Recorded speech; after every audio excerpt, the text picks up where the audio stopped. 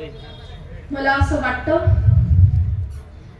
आप्पासाहेबांनी जो विकास केलेला आहे हा घरोघरी पसरलेला आहे, जसं प्रत्येकाला माहिती आहे, डोळ्याला दिसतोय आणि म्हणूनच यांच्या डोळ्यात तो खुपतोय. प्रत्येकाला, प्रत्येक नागरिकाला आप्पासाहेबांचा विकास कळतोय. हे 4-5 डोके जे आहेत ज्यांना विकास दिसत नाहीये यांना आपल्याला मोतीबिंदूचं ऑपरेशन करून देण्याची गरज आहे. त्याची सोय आम्ही लवकरात लवकर करू.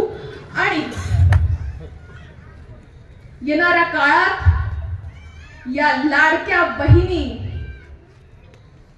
इथे उपस्थित जोही पिता असेल, जी लेक असेल, जी लाडकी बहीण असेल, ही या लेकीच्या अश्रूंचा अपमान सहन करणार नाही आणि तुम्ही केलेल्या माझ्या अश्रूंचा अपमान याचं उत्तर 23 तारखेला नक्की देईल याचा मला विश्वास आहे.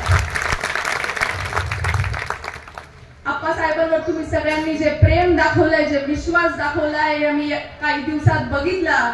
तुमच्याशी भेट घेत मला कळलं की काय ते भोळं भाबडं प्रेम तुमचं आप्पासाहेबांवर, किती ती निष्ठा आप्पासाहेबांवर आणि आप्पासाहेबांचं काय ते तुमच्यावर प्रेम. तुमच्या प्रेमाला कधीच आपला आप्पा तडा जाऊ देणार नाही असा मला विश्वास आहे.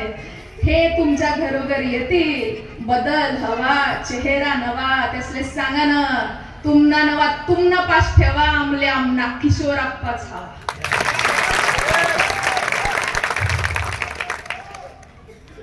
शेवटी एवढंच सांगेन, तुमचा आशीर्वाद रूपी मत माझ्या बापाच्या पदरात घाला.